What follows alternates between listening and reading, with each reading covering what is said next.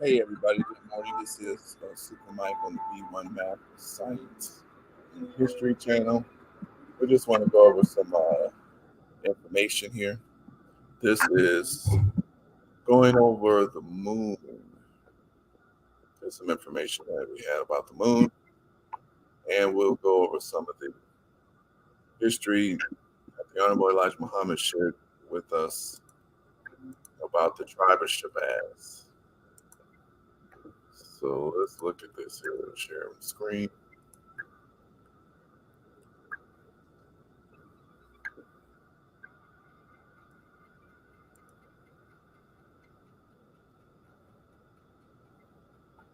All right, so we'll go in this one, tribe of Shabazz.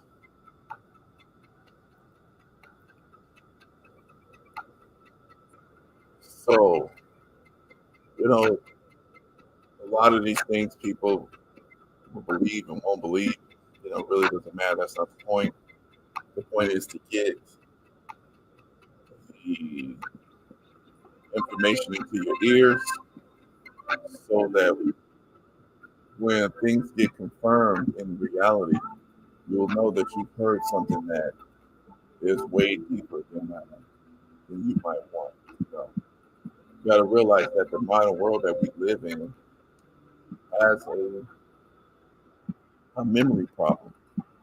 And, you know, they admit it. If you look at the math, they tell you $300,000 for modern, 300,000 years for modern man, but you only get exposed to about 6,000 years of history written. So you think modern man was dumb for 300,000 years? It's longer than that of modern written history, but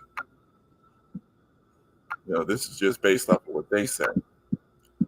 So the Honorable Elijah Muhammad taught us that if this man won't treat you right, why do you expect them to teach you right? And the ancient peoples hold a lot of keys to wisdom, and they hold those things in secret. And wisdom, knowledge, understanding is what elevates you. It makes you powerful. So we're going to read some of this here. This is what he taught about the tribe of Shabazz that was revealed to him by Master Prophet Muhammad, which he taught us that was Allah in the person. All right, this is where this comes from, just so we know. So the whole tribe of Shabazz, we don't have a date of the beginning of his civilization or whereabouts, because once upon a time, the moon and earth were together. There could not be a specific spot pointed out where the original building of civilization took place. We do know, according to the teachings of Almighty God to me, that once upon a time we had nothing in the universe but the sun. After the stars were made from and from stars to stars and stars, they saw that the star was essential to our well-being, and from that we began to make plans. Between the creation of sun and earth is 6 trillion years. The universe. I'm not sure that parentheses is someone else's interpretation. 6 trillion years. It's often referred to as having been made or created in three stages or three divisions, 2 trillion years each. You must know yourself. You cannot go and live in the midst of your people on the planet, Earth, nowhere, unless you first have a knowledge of yourself. I am here with that knowledge for you, if you will just accept it. Let's see who we are. We were brought here to America 400 years ago, according to the history of our enslavement, by Christian white people. I want you to remember that they were Christians, not sinners. They were Christians who made our fathers slaves. And it was Christians who did not allow our fathers to become Christians for 300 years. It was not sinners, it was Christians. What was our history? Historians and students of history. What was the history of our people before entering slavery here in America? Where were they? You say in Africa? How long had they been in Africa? Let's chase the history of our people and see who we are.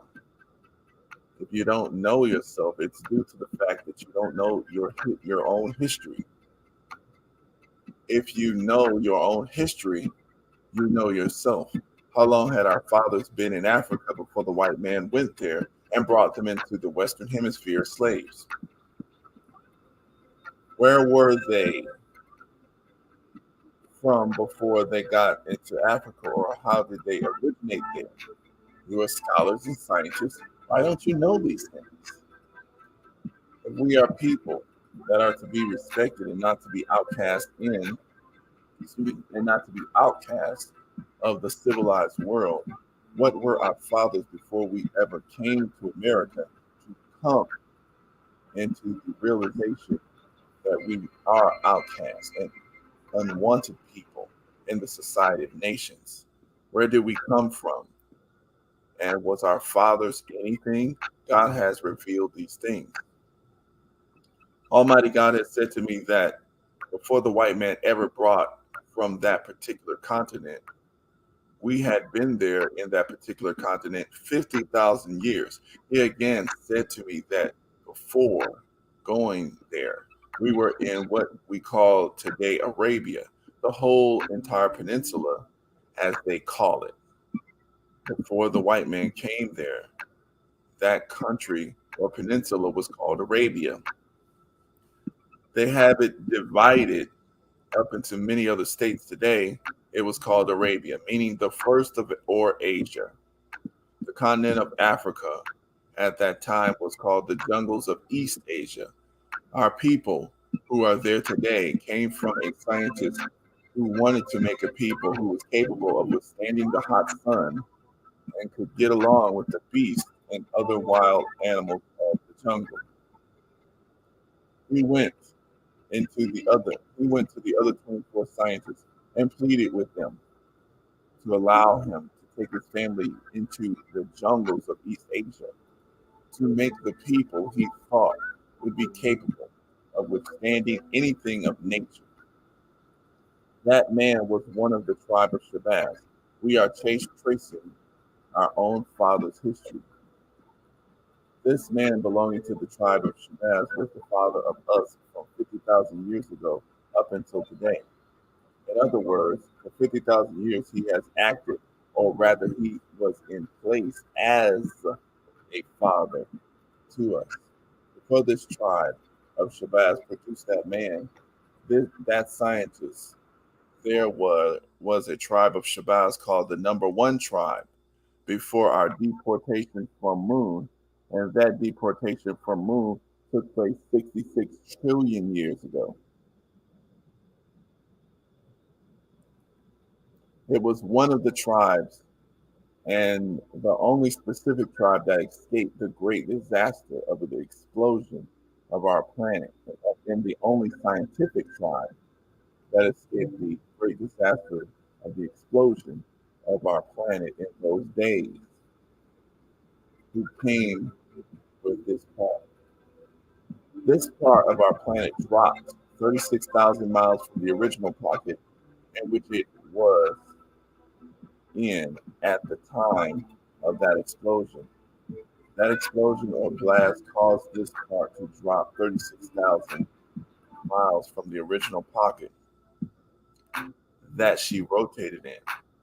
The part you see at night called Moon, from the force of the blast, took it 12,000 miles away from the original pocket. The part of the Earth that dropped 36,000 miles from the original pocket found another pocket in which to rotate. Actually, it never stopped. It was too short of a distance for the planet to slow up its speed of rotation. If it had slowed up, it would have affected the people.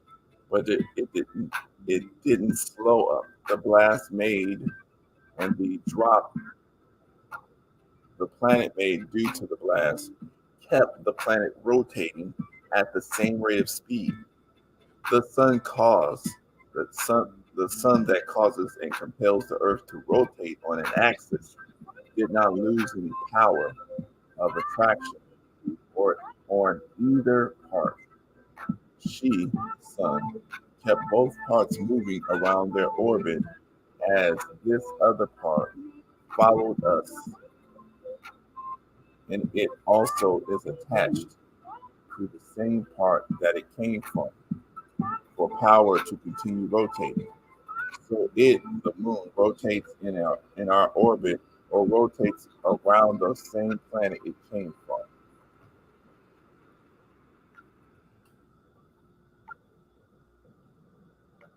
This particular tribe from which our fathers came after the earth was fit after the blast were the first scientist explorers who explored the earth after the blast or earth's deportation from the moon. They found the best spot on our planet earth to make a home. They covered the entire earth. It was our fathers. We came from the same tribe, from that same tribe. They are the ones who set up history for us.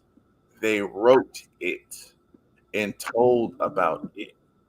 We have it today in the holy city Mecca, put away in safekeeping vault, where no man is able to get to or attack it or even look upon it, except 12 people.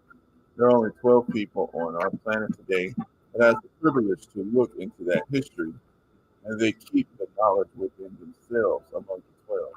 The only one today who knows the secret of that book is the 12th one, who is acknowledged by the other 11 to be God in person.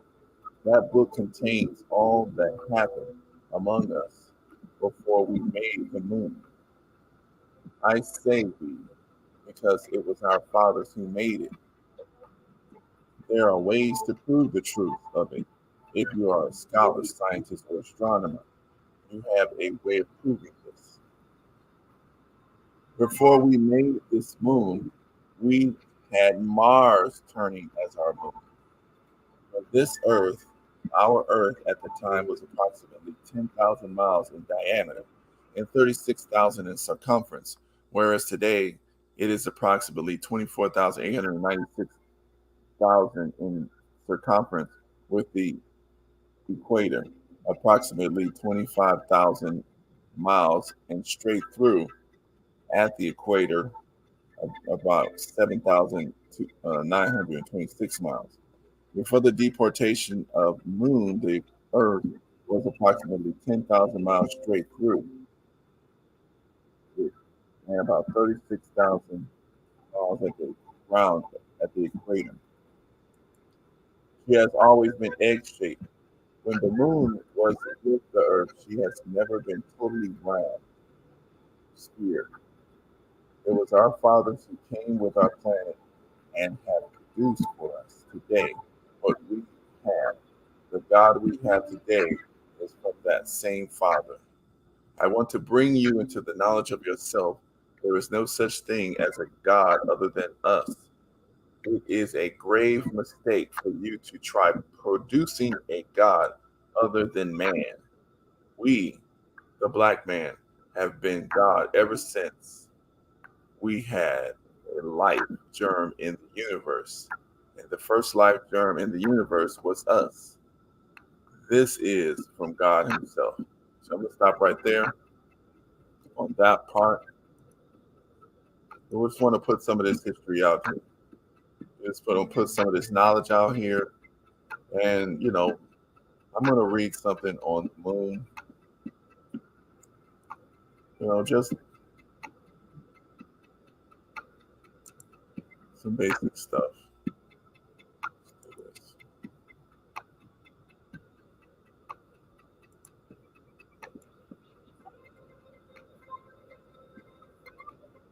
All right, so this.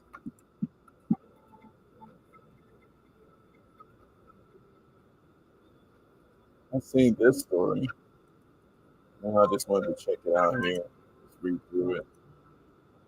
Organic matter on the moon. You know, okay, so this is organic matter on Mars.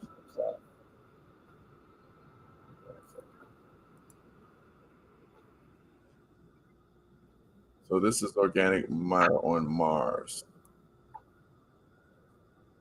So they got a rover on Mars, and we want to keep up on Mars and things like that. NASA's Perseverance rover has found a glut of organic molecules on Mars, as well as other materials that make the dry river delta it is now exploring, perfect for hunting for signs of life. Perseverance rover is exploring a long, dry river delta on Mars and has seen signs that indicate that the region is full of organics, molecules containing carbon that are widely considered to be the building blocks of life. So organic doesn't necessarily mean actual, life. It just means that everything there, these molecules are there to build life. So it's not a verification there. They're not telling you it's verified. That life. The rover has taken measurements and samples in an area called Skinner Ridge, made of layered sedimentary rock. So this is water, some of which contain materials that were most likely transported from hundreds of kilometers away by running water. They say billions of years ago. They don't, just making up that. But the samples we're taking now in this more sedimentary area, we're of course right at the heart of what we wanted to do to start with, said NASA science lead Thomas Surburchan during a press conference on September 15th. The goal was to look at areas similar to those of Earth that harbor signs of ancient life, he said. These sedimentary rocks contain complex organic molecules called aromatics, as well as clays and sulfite minerals, which can be produced when water interacts with rocks. While none of these materials are definitely signs of life known as biosignatures, they do mean we are looking in the right place. This is really important that this has sulfate in it and also clays because that means that this rock has high potential for biosignature preservation, meaning that if there were biosignatures in this vicinity, when the rock formed, this is precisely the type of material that will preserve that for us to study. Uh, the samples come back to Earth, said David Schuster at the University of California, Berkeley, during the press conference. The prevalence of organic matter has increased over the course of Perseverance drive through the crater in which it landed towards the river delta. If this is a treasure hunt for potential signs of life or on another planet, organic matter is a clue, said Sanada Shaman at NASA's Jet Propulsion Laboratory in California during the press conference. We're getting stronger and stronger clues as we're moving through our Delta campaign. They're very careful not to. They give you something that excites you, but they're very careful not to confirm, something unless they definitely have something. So that's something. All right, so we got China. Let's read what China did. China Moon rock studies include fusion energy analysis and volcanic history. Several science institutions in China are now studying rocks collected from the moon by the Chang 5 mission for research that includes evaluating material as a potential source of fusion power. Chang 5 mission delivered 3.82 pounds of lunar material to Earth in December, a first batch of 31 samples totaling zero point 616 ounces, including fine grains, basalt fragments, and glasses. See, hot. Were distributed to 13 Chinese institutions in July. When was this? This is trending. This happened, all right, September 17th, 2021. So this was last year. The Beijing Research Institute of Uranium Geology is now studying a 50 milligram sample of lunar rocks to look for an isotope called helium-3. Helium-3 has been promoted as potential fuel in future nuclear fusion power plants. While extremely rare on Earth, helium-3 is thought to be more abundant on the moon, with the isotope delivered into the unprotected lunar surface by the solar wind, a constant stream of material flowing off the sun and across the solar system. The Institute is using equipment specially designed to determine the content of helium, while the container will also heat the sample and raise the temperature of the samples gradually until it gets to about 1800 degrees Fahrenheit, 1000 degrees Celsius. The main objective of the study is to determine the content of helium-3 in the lunar soil. The extraction parameters of helium-3, which indicates at what temperature we can extract the helium and how helium-3 gets attached to the lunar soil. We will conduct a systematic study on these aspects. Hong Xin, a researcher in the Science and Technology Department of Beijing Research Institute of Uranium Geology. The idea of mining lunar helium-3 for energy on Earth, however, may be a distant prospect at best, says like Ian Crawford, professor of planetary science and astrobiology in Birkbeck University of London. Crawford told Space.com that the enormous amounts of investment and infrastructure necessary for the mining, extraction, and transportation of lunar helium-3 mean that cheaper and renewable terrestrial energy sources will probably be preferable. And that's the Chinese flag on the moon. Nevertheless, making new measurements of helium-3 concentrations at new locations on the moon is scientifically valuable. All right. So they're studying. Now, these people also have a study that showed that, and let me keep reading this actually. Hold on a second here.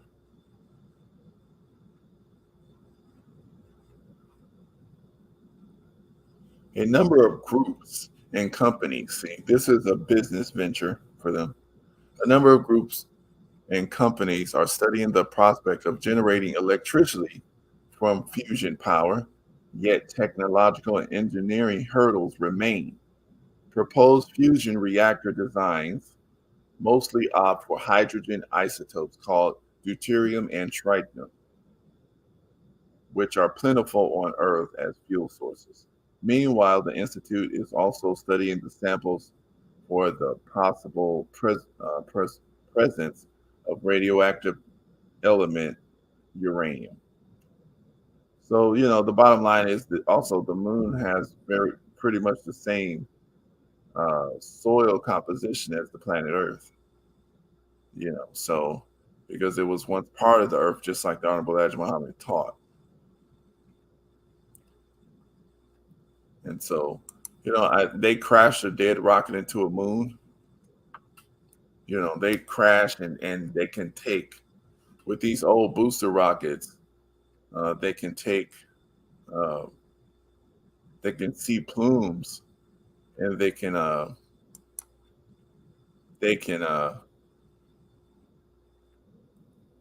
think this is a computer generated.